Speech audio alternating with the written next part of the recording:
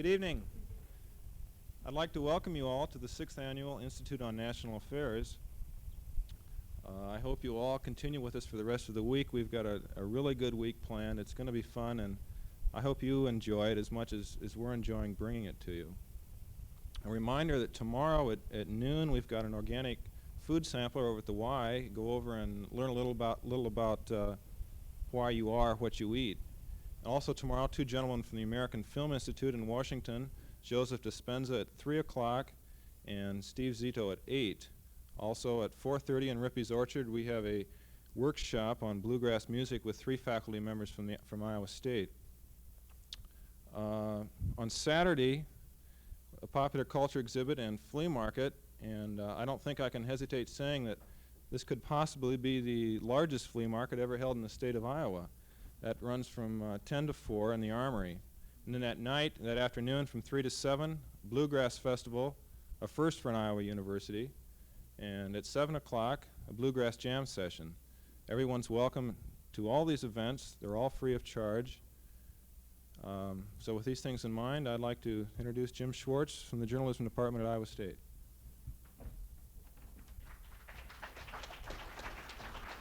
Thank you, Lachlan. Good evening, ladies and gentlemen. It's my pleasure to introduce to you this evening a colleague and a longtime friend, our Institute keynoter, Dr. David Manning White. As it turns out, Dr. White is not only a friend, but he's a fellow Iowan. He grew up in Davenport, earned his bachelor's degree at Cornell College, his master's at Columbia University, and his doctorate at the University of Iowa. After teaching assignments at William & Mary and then Bradley University, Dr. White became research professor of journalism at Boston University and then chairman of the Division of Journalism there, which post he held for some 8 years. He currently is on a year's leave of absence to engage in research and writing, and then he plans to return to Boston University next year as a professor in the American Civilization graduate program with a joint appointment in journalism and history. I suspect that Dr. White has been investigating and thinking about and writing about mass culture for more years than most of you have lived. As a matter of fact, he has been author and editor of far more books on this topic and on other topics having to do with the mass media than I have time to recite for you. And he was telling me yesterday that he has at least 2 books in the works right now and has just signed a contract with a publisher to serve as editor of a 40-book series on the general theme of mass culture and society. Besides his academic background, Dr. White has had extensive professional experience as a newspaper reporter and editor, as a television commentator, and as a war correspondent for one of the networks. He also served during World War II in the Office of War Information in Washington, D.C., and then in the Psychological Warfare branch in the Pacific Theater. Dr. White's resume tells me that one of his duties in connection with this psychological warfare business was the assignment of dropping newspapers on Japanese military personnel. Is that true, Dave? Now, we all know how deadly newspapers are. Well, anyway, Dave, we're delighted to have you on the campus. And I, for one, am looking forward with a great deal of anticipation to your remarks on whether we can really afford pop culture. Dr. David Manning White.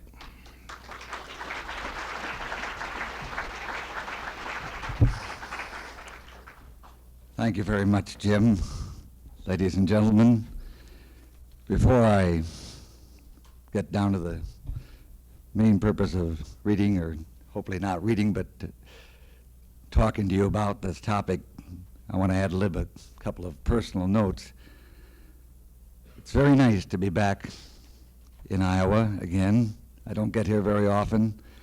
I spent about the first 20, 25 years of my life here, their roots, and there's a strange dynamic of coming back to a place where you were nurtured, conceived, and dedicated, as it were.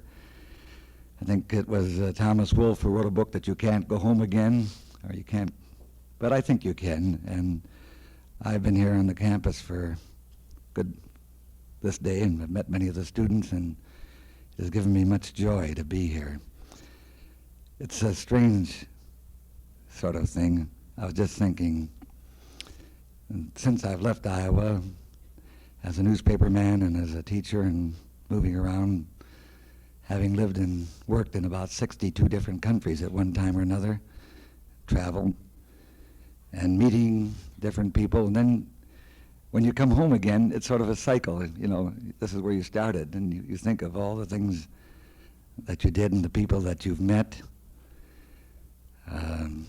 I think today is the birthday of Martin Luther King. At least it's being celebrated.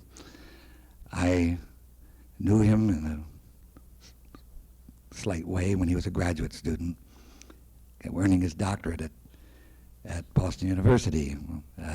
I met him and was impressed with his deep dedication, even as a student, before anybody had ever known about him. And like many of the rest of us, I was desolated and saddened. The terrible thing that happened to him, the violence.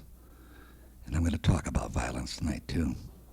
But just strangely enough, and I'll ad-lib for a minute or two more, this is what is known in the theater. See, people are still coming in.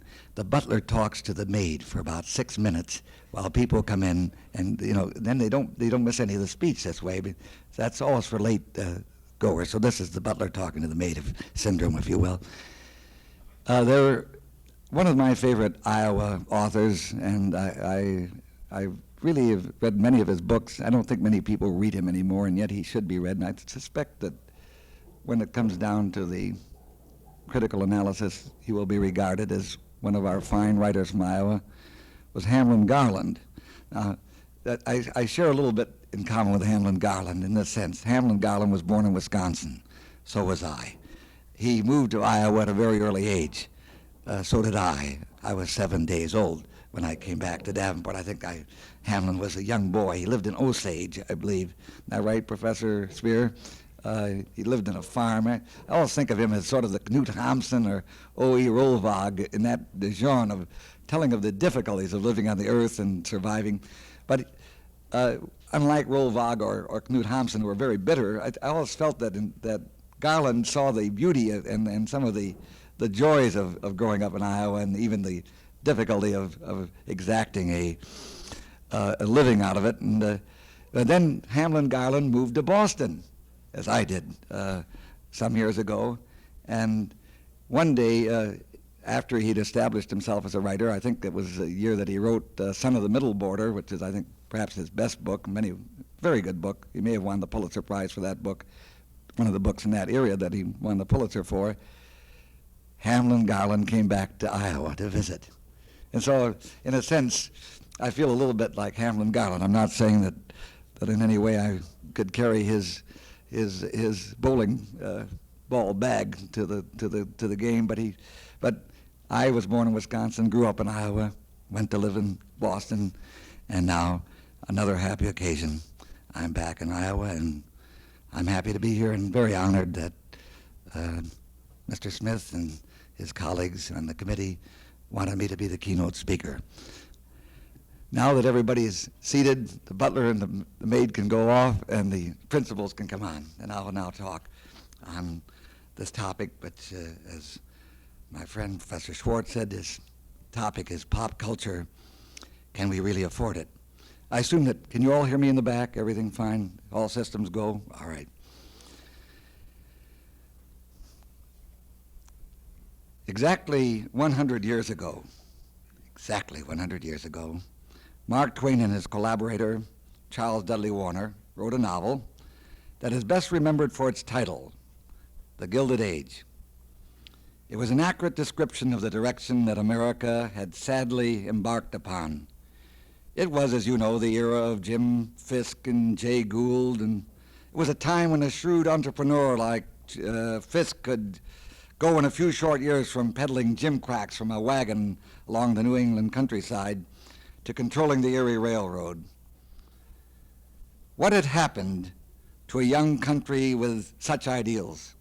What had happened to a once frugal and self-improving America? If Thomas Jefferson, dead not even 50 years when the Gilded Age emerged, had visited the White House of Ulysses S. Grant, he might have been tempted to tear up the Declaration of Independence, if indeed he did not vomit in the Oval Room. Mutatis mutandis, as they say along the Via Appia, where my friend Professor Berger spent a year. So what's new in 1973?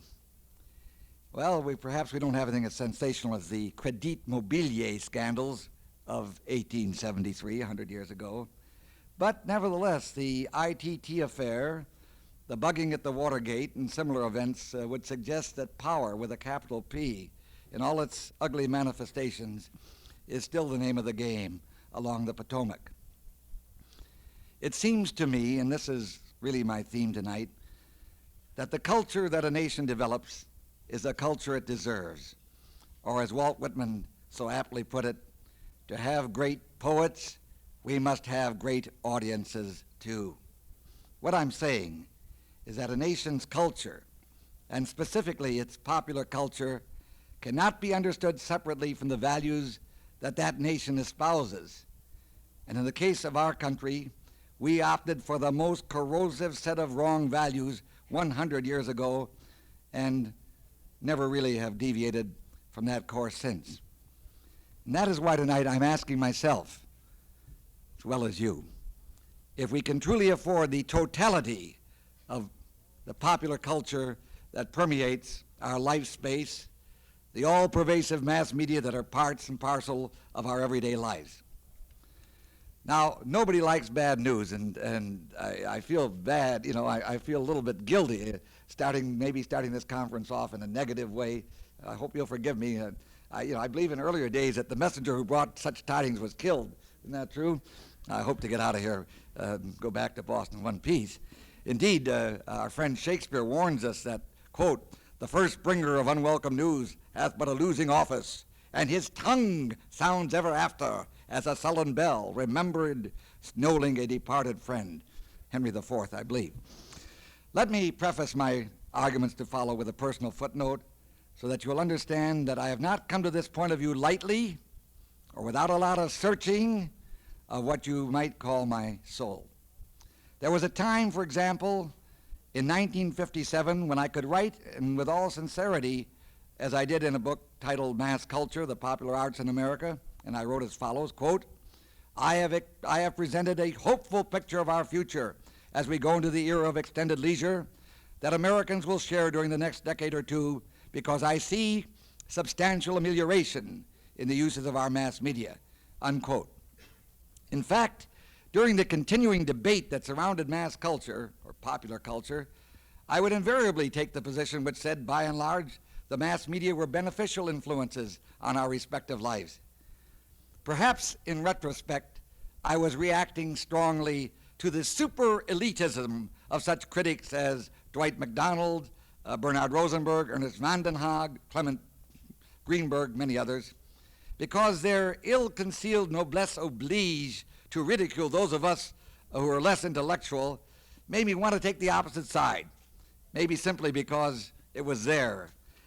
And as late as 1970, when I compiled a book on pop culture for the New York Times, I was still sanguine in my conviction that we were moving in the right direction.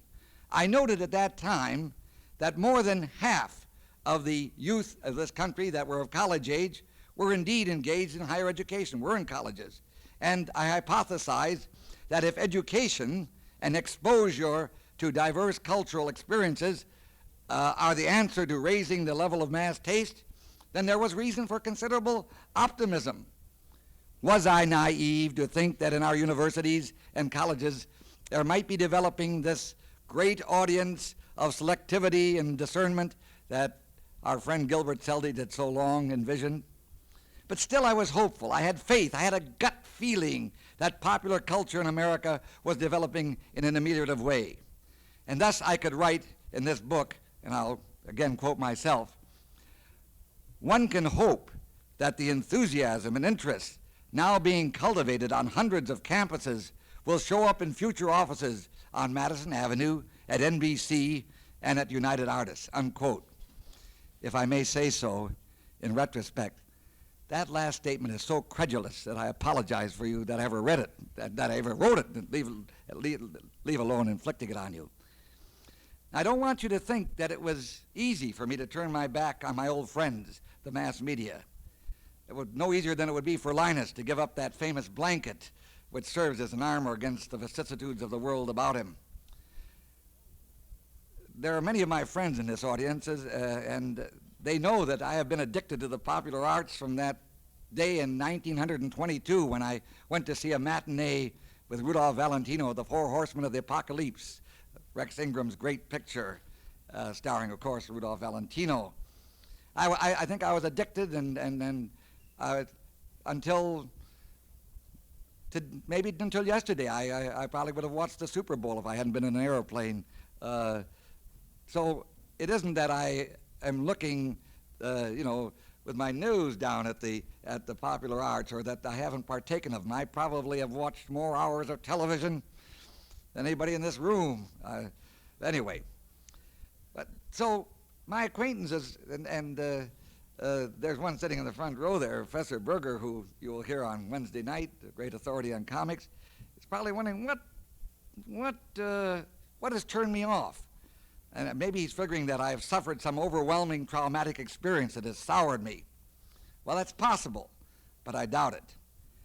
I started to think, maybe I did a sort of a self-analysis. What was it that turned me off? Well, perhaps it was the gaucherie that oversimplifies life, that seems so endemic in popular art, that made me gag. Like the time that Jane Russell confided to the American public, and I quote, "I love God, and when you get to know him, you'll find he's a living doll." Or did the last measure of disillusion come just this last fall, when I learned that the bone-chilling call of Tarzan was a phony? Did you know that? Did you read that? It's very, well, close your ears if you don't want to try. Buster Crabbe let the cat out of the bag when he was asked to demonstrate the famous Tarzan yell to some college students at a seminar.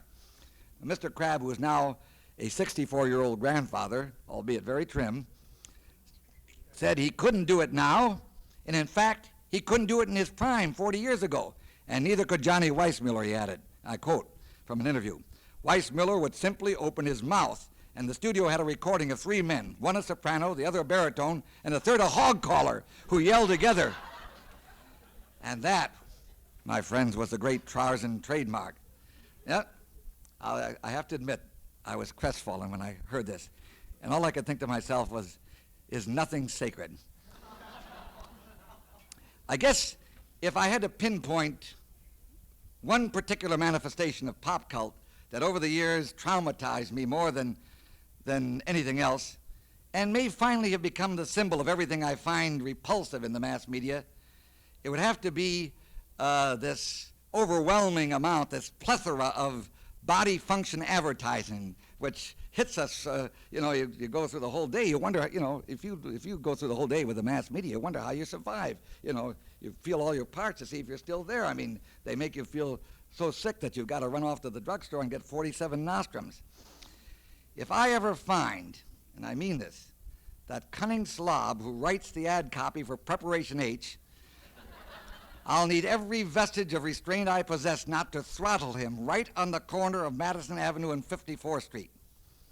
He and his cohorts have played an incalculable role in infecting me with a major disease of America, hemorrhoids of the soul.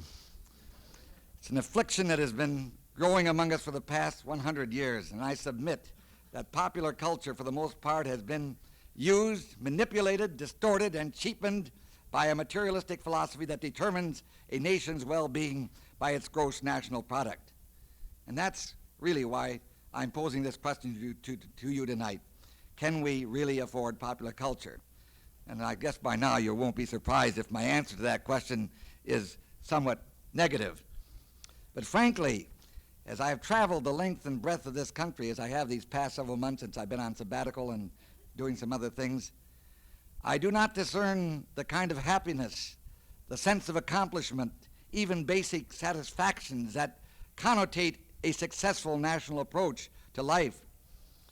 There is a deep malaise in our country. You are all undoubtedly familiar with Charles Dickens' opening famous lines in his Tale of Two Cities, wherein he tells us it was the best of times, it was the worst of times, etc. All right. If a gross national product that Time Magazine's Board of Economic Experts predict will reach $1,265 billion in fiscal 1973 means this is the best of times, the tragic statistics of alcoholism, violent crime, narcotic addiction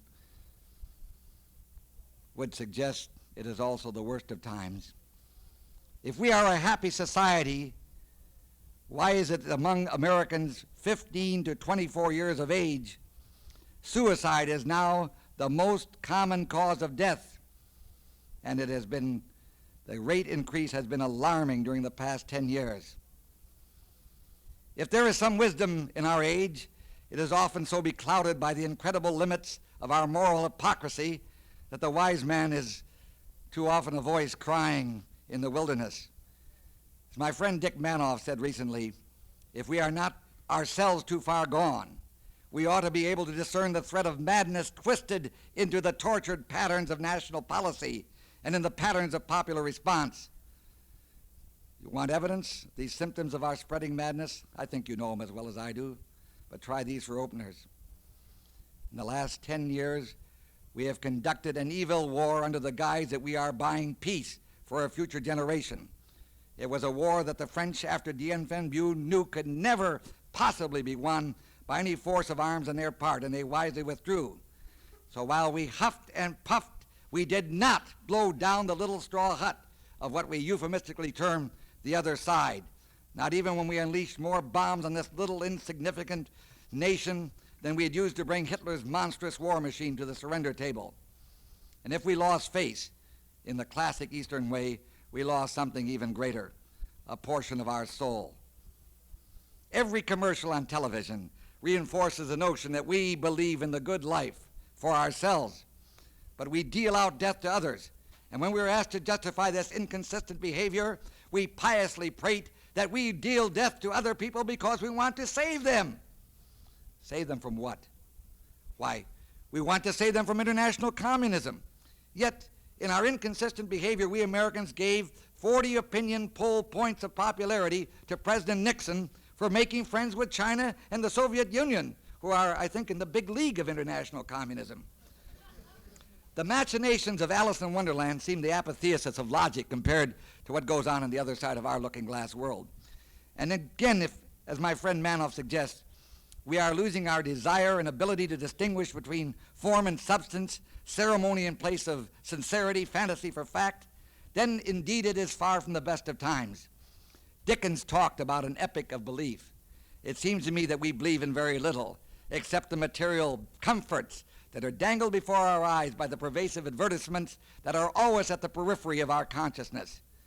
Most Americans have been so acculturated to the values of a consumer society that the difference between Dickens' Spring of Hope and a Winter of Despair is whether the color television work is on the blink or not. Now let me clarify one important matter at this point.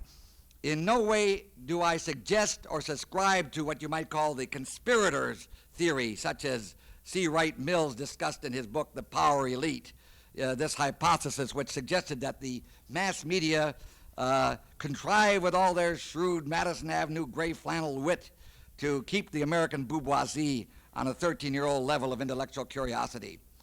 The reason this doesn't wash with me is simple. Why should the media moguls even bother when we're so acquiescent and compliant without any machinations or hidden persuader techniques? I should like at this point to present a mini theory of my own, which, for want of a better name, and I hope you won't find this too heavy, but this is important for the logic of what I'm going to say. I need this to bolster some of these wild accusations that I'm going to make later, so bear along with me. This part is fairly academic, but forgive me for it. I call this, for want of a better name, a transactional analytic approach to popular culture. I think that some of you are familiar with the work of Dr. Eric Berne, who developed the concept of transactional analysis. And It's known to most of us either through reading his best-selling book, Games People Play, or in a simpler explanation of his theories in a current bestseller by Dr. Thomas Harris, a book called I'm Okay, You're Okay. I'm sure that some of you have read this book. The underlying basis of Berne's theory was based on the great experimental work by Dr. Wilder Penfield, the McGill University neurosurgeon, whose basic contribution to science, it seems to me the one he'll be most remembered for, verified that everything, and underline the word everything, everything which has been in our conscious awareness is recorded in detail and stored in the brain and is capable of being played back in the present. So that means, whether you like it or not, what you're hearing from me tonight is stuck there. You may want an immediate to get rid of it, but close your ears if you don't want it to be recorded. It's there. In short, it is not outlandish to suggest that the brain functions as a kind of high-fidelity videotape recorder. And as Penfield also learned, the feelings, the emotions, the feelings which are associated with past experiences also are recorded and are inextricably locked to these self-same experiences.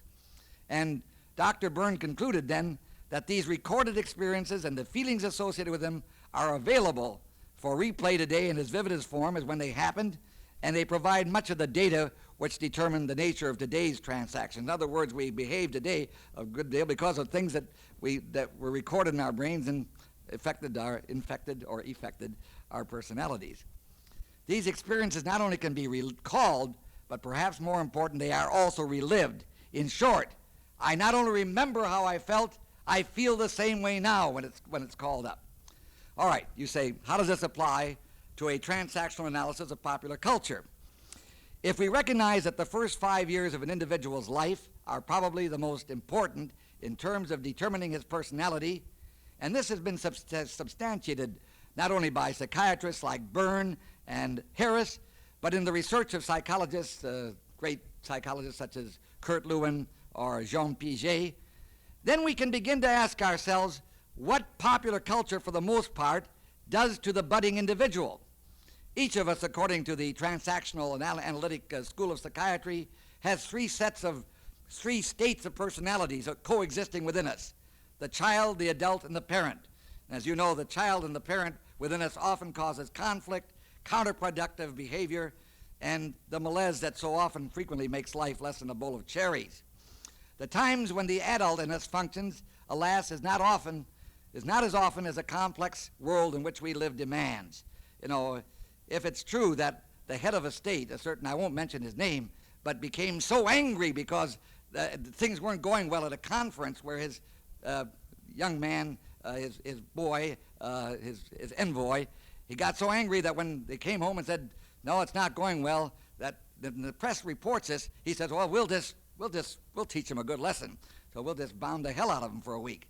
Now to me, that is not adult behavior. But that's just an aside, and take it for what it's worth. That's a child who's saying they're not going to play my game. I'm going to show him. I'm going to break his mud pie. That's what I'm going to do. The adult is, as Berne so aptly described it, the adult within us is principally concerned with transforming stimuli into pieces of information and processing and filing that information on the basis of previous experience. And the adult in us differs from the parent aspect of our personality because the parent is that part in us we all said, don't do this, you'll get hurt if you do this, you'll get burned, all the things that the parents tell us and try to protect us. And parent data within us is judgmental, it's in an imitative way, and seeks to enforce sets of borrowed standards. And it certainly differs from the child aspect of our personality, which tends to react more abruptly on the basis of pre-logical thinking and poorly differentiated or distorted perceptions. Through the function of the adult aspect of our personalities, we can begin at a very early age, Berne and Harris tell us, less than 1 year old, to tell the difference between life as it is taught and demonstrated to us, a la parent, life as we feel it or wish it or fantasy it, a la the child, and life as we figure it out for ourselves, which is the adult way. My caveat about the mass media, which provides the essence of our popular culture, is that it is on a collision course with the adult aspects of our personality. And if this is so, as I will attempt to demonstrate and verify and with the rest of what I have to say, then I say that the cost is high enough to give me pause whether or not we truly can afford it. When the transactional psychiatrist uses the concept of parent or refers to parent data, he is not restricting it to just merely to the physical parents, to the actual parents of a child. As Dr. Harris so aptly points out, a 3-year-old who sits before a television set many hours a day is recording what he sees. The programs he watches are a taught. They're a teaching concept of life. And if he watches programs of violence, he is recording violence on the videotape recorder of his personality. To his uncritical mind, this is how life is. The conclusion is certain that if his parents do not express opposition by switching the channel, then since they too enjoy violent programs, the youngster gets a double sanction, the set and the folks. And he assumes that violence per se isn't so bad, providing one collects the required amount of injustices. And I'm not referring solely to fictionalized entertainment programs like Gunsmoke, which is on the air tonight, but also to the news broadcasts and telecasts. Now, I question whether a young child who long before he has learned to cope with the elementary difficulties of getting along with his immediate family is deluged with a frightening amount of incoming data, even when it's introduced by so avuncular a figure as Walter Cronkite. No one can deny that there have always been wars and atrocities, but they didn't happen almost instantly in the living room on the television set. And it's very difficult for the small child to sort out what is fact and what is fiction.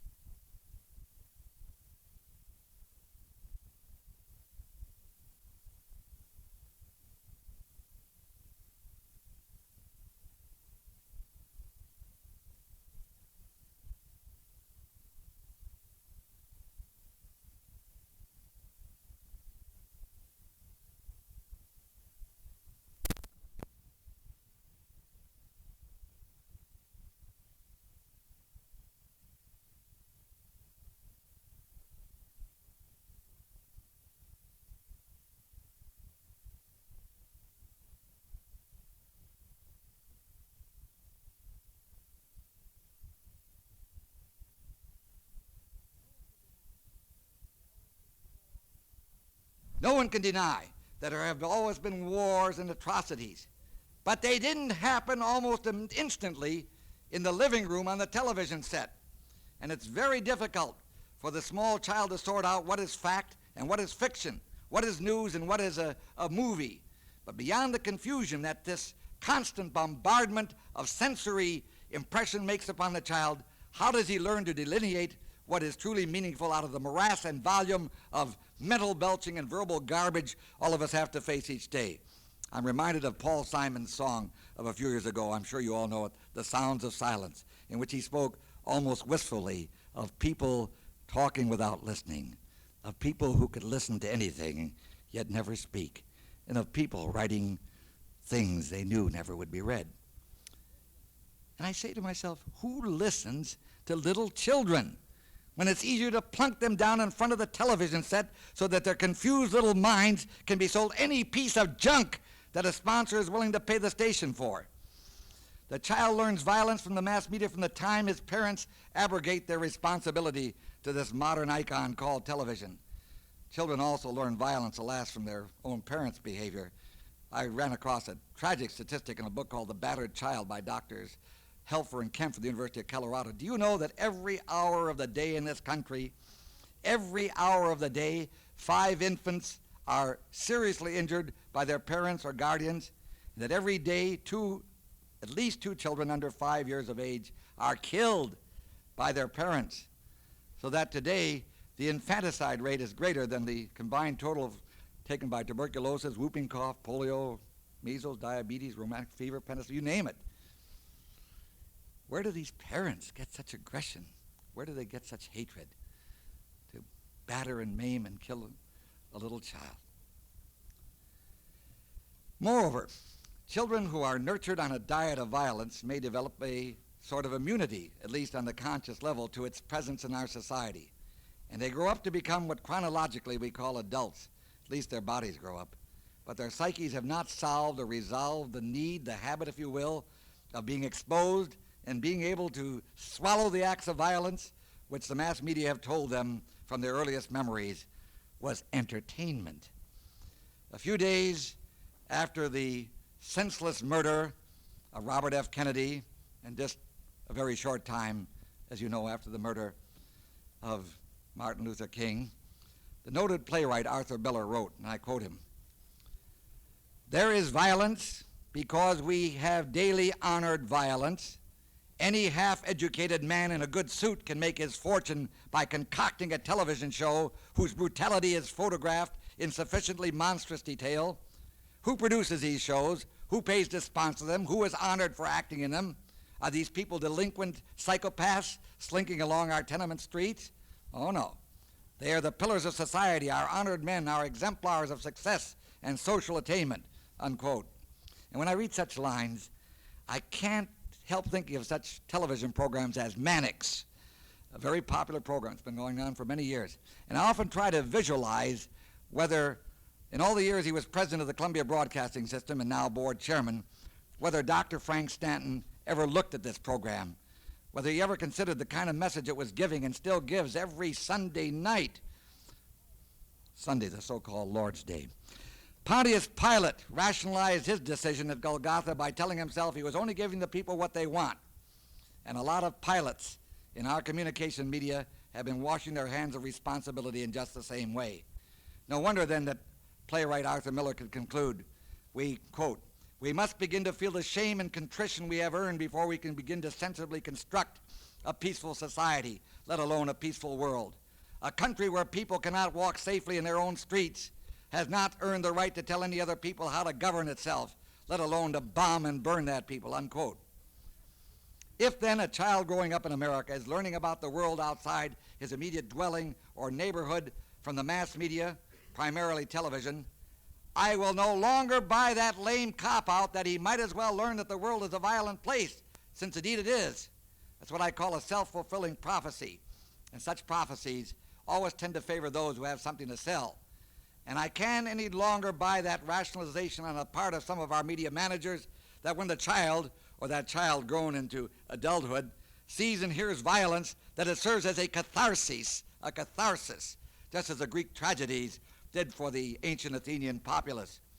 Such casuistous arguments equate Aeschylus and the Godfather. But if anyone thinks that Don Corleone is a spiritual descendant of Oedipus, well, we'll have to take issue on that point, on that judgment.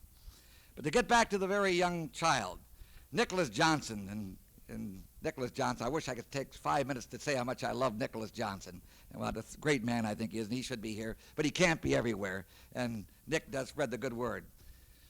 I first met Nicholas Johnson when I was finishing my doctorate at the University of Iowa, and I was walking with his father, who was a great man, Dr. Wendell Johnson, a very great professor, and he was a friend of mine, and one day he was walking out, and I bumped, and I said, "Hello, Professor Johnson, how are you?" And he said, "Fine." He said, "I want you to meet my son."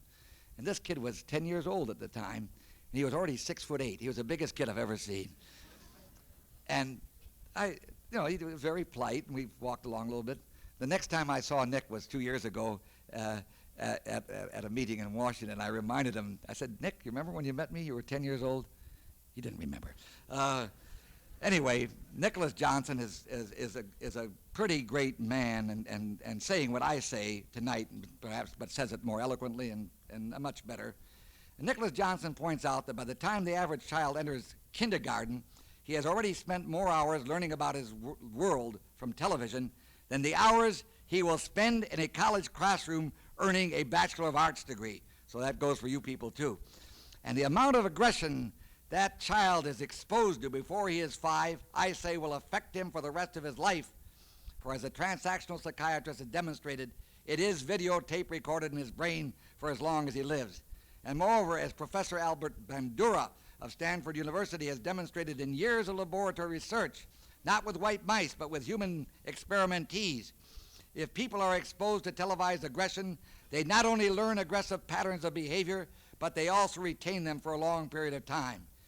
In his great study of television and the lives of our children, Dr. Wilbur Schramm wrote, and I quote, "We are taking a needless chance with our children's welfare by permitting them to see such a parade of violence across our picture tubes. It is a chance we need not take. It is a danger to which we need not expose our children any more than we need expose them to tetanus or bacteria from unpasteurized milk, unquote. Violence is frightening to young minds who are constantly being offered a rationalization for this violence by the media under the guise that villains create the necessity for the good chaps to readjust the tranquility of the world. This simplistic dualism of bad guys versus good guys thus becomes the moral yardsticks of these burgeoning minds. And it does not end with childhood, I'm sorry to say. Nearly 5 years ago, staff members of the Christian Science Monitor watched 74 and a half hours of evening television during the first week of the new season. And during that time, they recorded 354 incidents of violence, including threats, and 71 murders, killings, and suicides. And I will bet anybody in this room, if we were to replicate this study of the primetime television show for this week, we'd undoubtedly find the same statistics, if not worse. If you doubt it, go see what the two movies of the week are tonight on the channels here in Ames. One is the Gunman with Kirk Douglas, a gunman and a killer. Another one with the title is something with the killers or something of that sort. Violence is still. These are the two choices you have tonight if you didn't come here and listen to me. And maybe you wish you had. I mentioned The Godfather a few moments ago. Truly a pop cult phenomenon of our day. If I may use myself as an example of the seductive quality of this enormously entertaining novel and movie, you'll at least understand that I'm in the same boat as 100 million other Americans when it comes to a bandwagon piece of popular art, such as Mario Puzo's Tour de Force. I read the novel about 2.5 years ago during a week's vacation on the Adriatic at Dubrovnik in Yugoslavia. I happened, I'd heard about the book, but I'd resisted it, as I always do these bestsellers. And there was an English couple who had the cabana next to mine, and they had read it, and they were very excited, so they gave it to me. And their comment is that this was a book that really gave them a picture about America. Well, that was titillation enough for a student of public opinion to engage himself in this much talked about bestseller. And parenthetically, it's amazing how I can almost rationalize my partaking of any popular culture under the guise that I'm doing personal research. As you may surmise, I couldn't put the book down once I started it. And yet when I finished it, I asked myself, in what way had it nourished or enriched my life, made me wiser or more compassionate, or in any way given me an inkling of how to make America a better place for my grandchildren or yours? The values that come out of this novel are that we're living in a feral world of animals, in an amoral society where one kills or gets killed, that only the weapons have changed since man emerged in his unique form millions of years ago from the caves at Lascaux.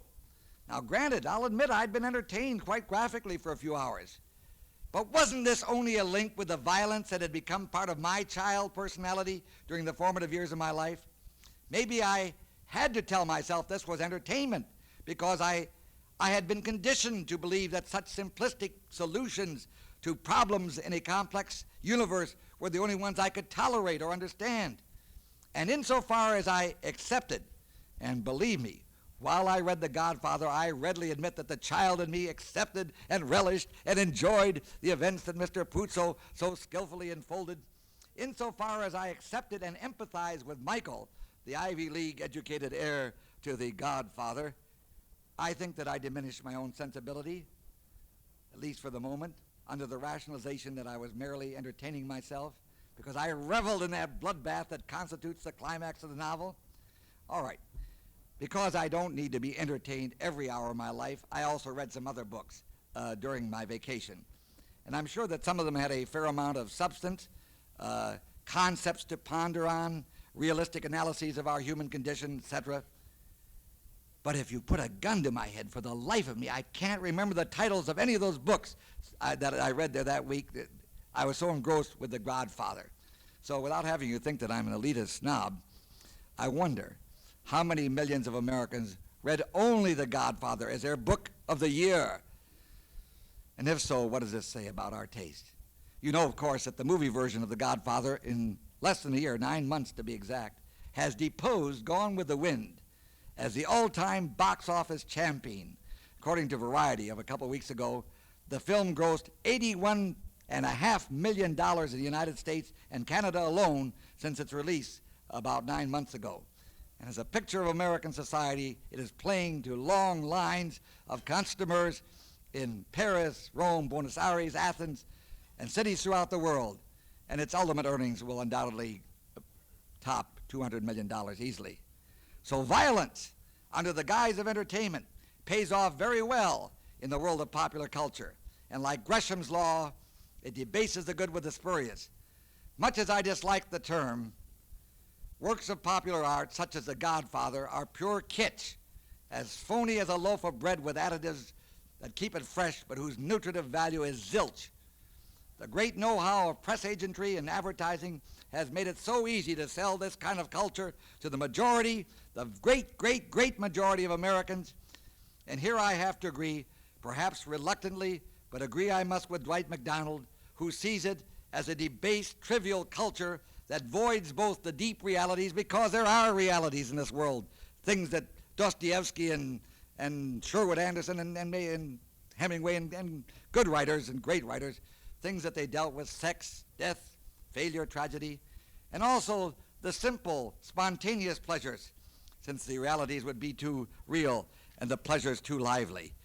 I must quote you something I read on the plane coming out yesterday in the New York Times, because I'm not only talking about television and movies. I don't want to single out any of them. I hate them all now. I'm getting the I'm not playing any favorites. Any of you, very few things turn me off as much as Cosmopolitan magazine. Even have to go by and see the titles of what they're saying. But Cosmo, according to a very clever article written by somebody in the Times magazine yesterday, she's writing an article on sex manuals. This has become one of the big business. Professor Spear nods his head. He knows that most publishers would go broke. David McKay without Dr. Rubin's Everything You Always Wanted to Know About Sex and Didn't Find Out by Reading This Book, would be in a lot of trouble. That was their bestseller forever. But the one that she mentions that really turns me off most is that is such kitsch, it is so ugly, it is so demeaning to anybody's sensibility, is Cosmo's Love Guide. Have you ever seen Cosmo's Love Guide? That's Cosmopolitan's Love Guide, which has sold hundreds of thousands of copies.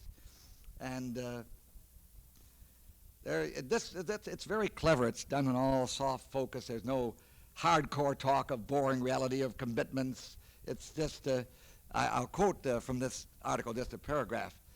The Love Guide gives such a scenario, what to wear, what to say, what to think, what not to think, that it's really the most how-to-ish of the books, almost like a book teaching you how to macrame yourself a new lover. All these books feel that they must reassure you in some way and talk you out of your fears, or talk you out of the fears they talked you into in the first place. And Cosmo does it in the soothing, hypnotic voice of a TV commercial. Quote, "You can even run your finger along that little cleft. And don't forget the fabulous frenum." I don't know what that means. What else can you think of? What else can you think of? Aren't men marvelous? Oh, that's from Oh. I don't even want to take that home with me. A society such as ours, which can devote 4 or 5 billion hours every week of the year, narcotized in front of its 100 million television sets, has clearly been debauched by several generations of this sort of thing that I just mentioned, and doesn't have the strength maybe to demand anything more trivial than trivial products interlaced with violence or puerile romance. And as Dwight MacDonald correctly says, quote, "Which came first, the chicken or the egg? The mass demand or its satisfaction and further titillation?" That's a question as academic as it is unanswerable. But the engine is still reciprocating and shows no signs of running down, and that's fairly obvious. For example, I thought we'd seen the last of James Bond. Oh no, that's that great superhero of the 1960s. But no, according to a 3-page spread in Time magazine of a week or so, January 8th, you may have seen it, we are in for another bombardment. And since each of them must, oh, I'm sorry about that pun. Each one of these pictures must outdo its predecessors.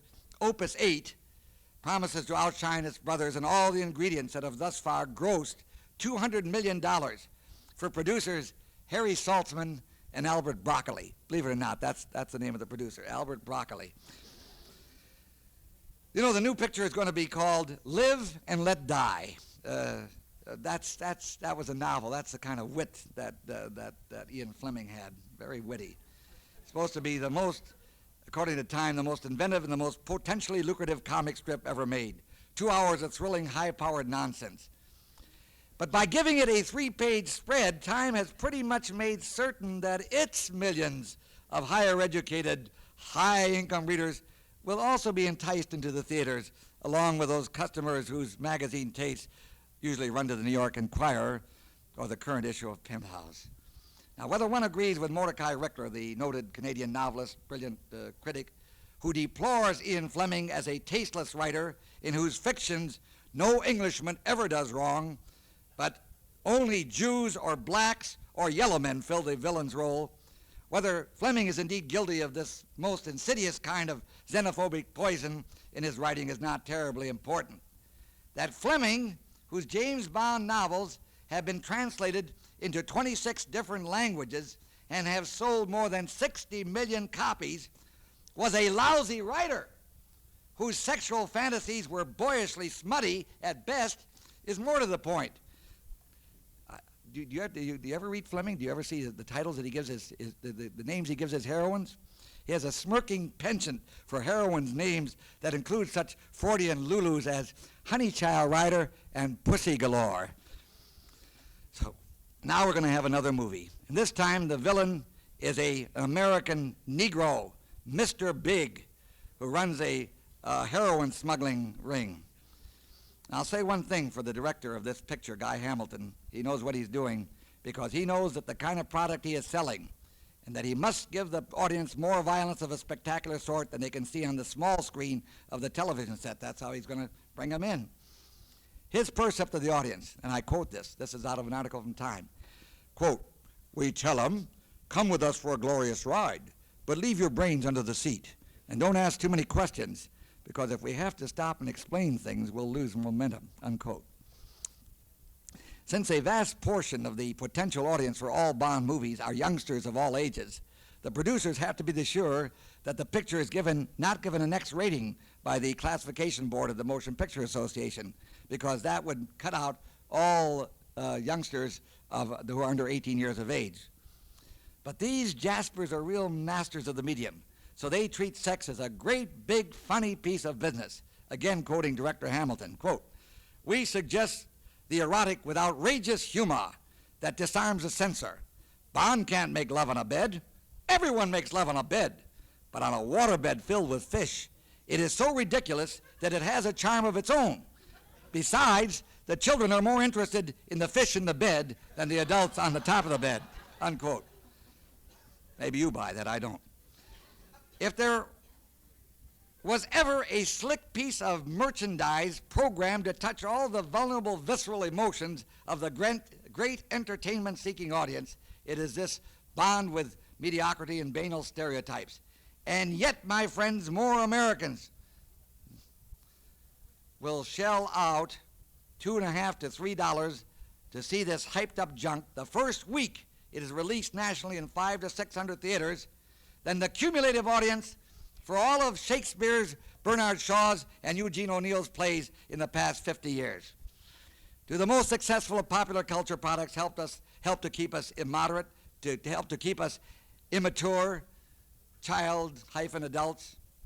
Listen to what the new James Bond, Sean, he's sick of it. He's made so much money that he's not going to do it anymore. But the new James Bond is Roger Moore.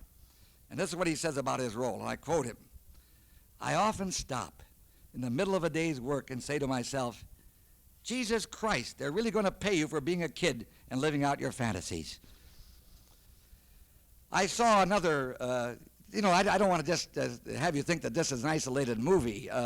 In the Chicago Tribune yesterday, while I was waiting for the plane, I saw an article by Gene Siskel writing about the sickest movies of 1972, and he gives you a list here. I don't know how many of them you saw. I hope none of them. But he points out that 72 was the year of the sick film. I mean, this has become very popular. And he looks, looking at some of these terrible films, he saw some patterns emerging. Most film violence is directed by men against women. A disturbing number of films were released this year in which middle-aged men tortured teenage girls. The one that he put at the top of his list was a picture called The Last House on the Left. I hope that none of you saw that. It makes me sick even to read it, but I want to tell you what they're inflicting on the public today. In this picture, after one teenage girl is repeatedly raped, she is forced at gunpoint to urinate on herself. Then she is cut up and permitted to bleed to death.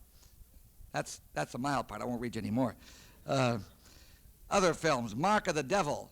This was a movie that's still playing in Chicago at the McVickers.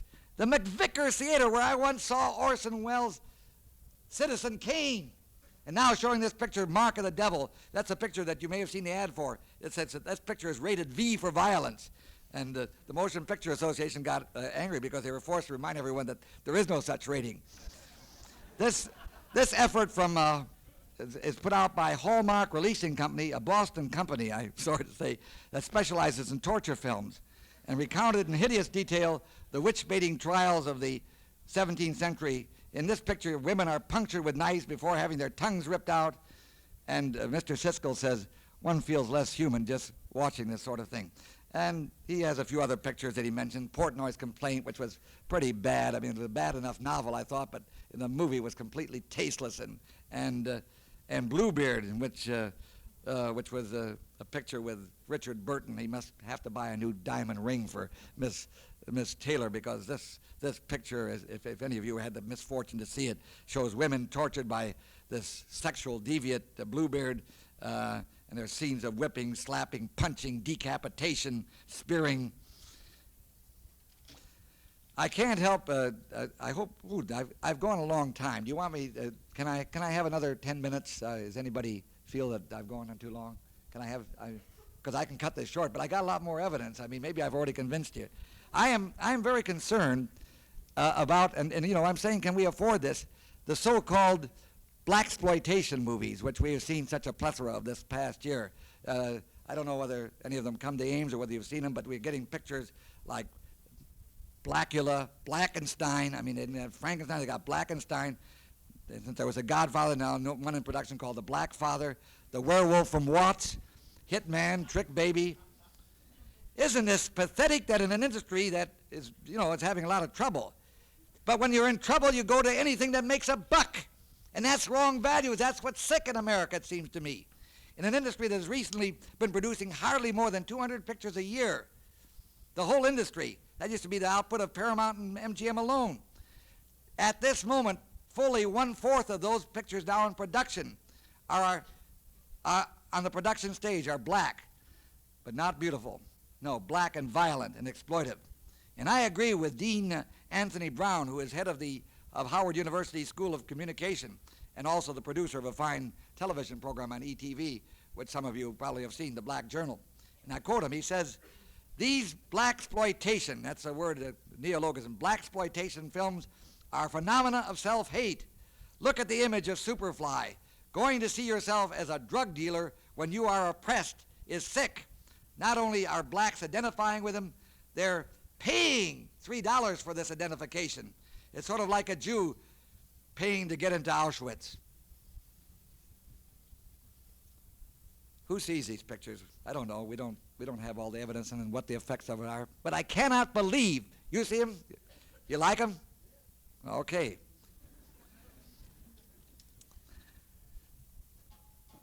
Let me draw the threads of this together in just a couple of more points. Even before television began to usurp the major part of America's leisure hours, two noted sociologists, Paul F. Lazarsfeld and Robert K. Merton, were concerned lest this vast supply of mass communications available to most Americans might not prove dysfunctional. In discussing the narcotizing dysfunction of the mass media, they were proceeding on an assumption that we could all agree upon, namely, that it is not in the best interest of a modern complex society to have large masses of the population politically apathetic and inert. With newspaper circulations at an all-time high, and with most Americans being exposed to at least a half hour of national and international news, selected either by Walter Cronkite, Chancellor, or Howard Cray Smith several times a week, not to mention the local broadcast and telecast of news you watch, we can surmise that the level of information of our population has been lifted substantially over, say, the level of, say, 50 years ago. But, argue Doctors Lazarsfeld and Merton, exposure to this flood of information may serve to narcotize rather than to energize the average reader or listener, and we must add viewer. As an increasing amount of time is spent in watching the news, or even with such a documentary as many of you probably saw, such as The Selling of the Pentagon, a decreasing share of time is available for organized action. The individual may read or see accounts of issues and problems and may even discuss alternative lines of action. But this rather intellectualized, rather remote connection with organized social action is not activated. How often have you and I preened ourselves on being interested and informed, and then having congratulated ourselves on our awareness, proceeded to abstain from decision and action? Mea culpa, I say.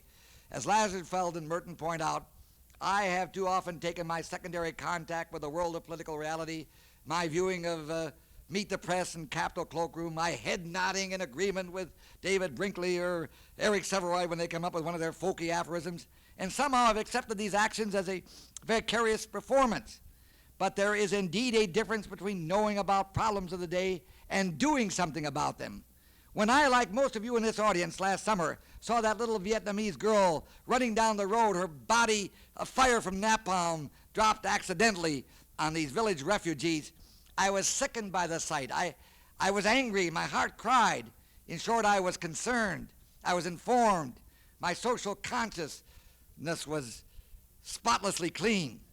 But in the end, I really did nothing about it. I sent a few dollars to war relief, perhaps, to assuage my conscience, but I didn't do much more. Perhaps some of you did more. But most Americans are narcotized dysfunctionally by the mass media.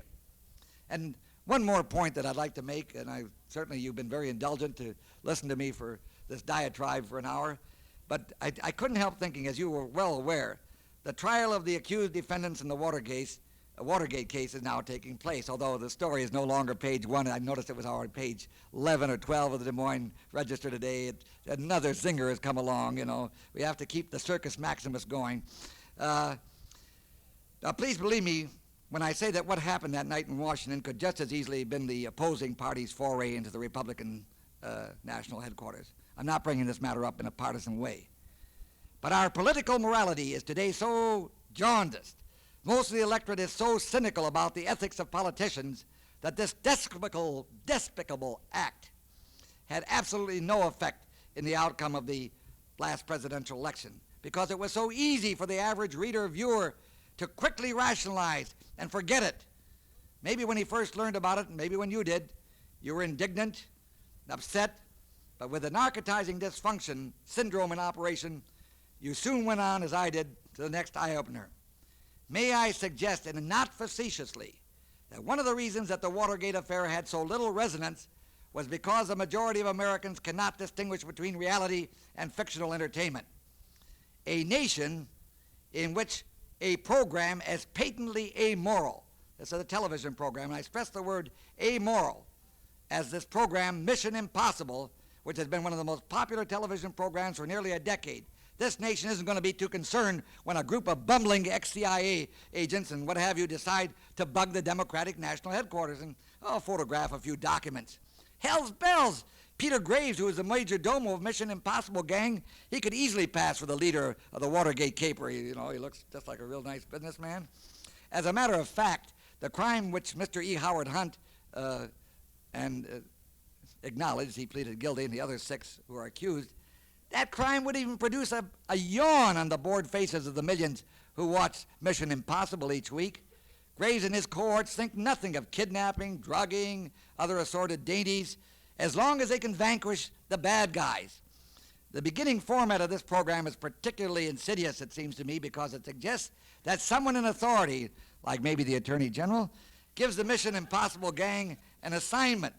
But they make it perfectly clear that if they are caught, they cannot implicate the government. Just as in today's paper, these guys are still on the payroll, and they're being told, according to the Washington Post, they plead guilty. We'll get you off in a